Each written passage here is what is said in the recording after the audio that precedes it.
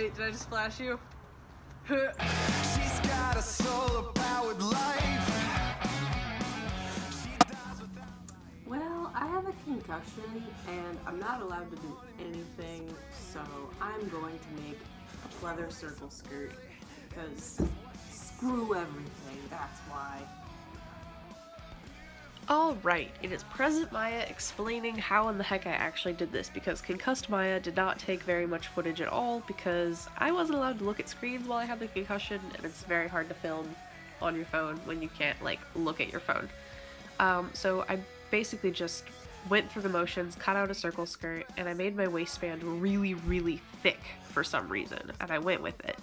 And then on my back seam, I sewed it in on an angle so it comes down to a little point, and I'll show in detail how I did that, because Concussed Maya actually did get footage of that for some reason.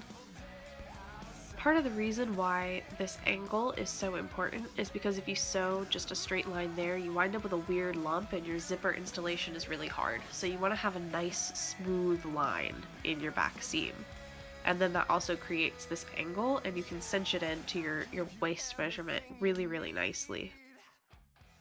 So this skirt is really odd, and I don't really know why I thought to make a skirt out of the pleather that I had laying around. One of my favorite things about this skirt is that it's so stiff it literally stands up on its own. Another one of my favorite things about this skirt is that because it's pleather, it didn't need to be hemmed, so I just left that unfinished. But an issue with this skirt that I've noticed is because of the backing here, it'll stick to your leggings or your tights or whatever you have on underneath. I've worn it once before, and it just wanted to stick to my legs, so it didn't have that nice full stiff circle. I wanted a very extreme skirt, and it wasn't giving me that. It looked more like a bunched up trash bag. So if I would have been thinking and not concussed, what I would have done to compensate for the time saved by not having to hem this is I would have gotten some black tulle and made a self-supporting crinoline underneath the skirt, but it's already all sewn up, so I'm just gonna wear it with a crinoline underneath it because I am one of those weirdos that just has a crinoline. But if I were to ever make a skirt like this for a client, hint hint hint, I would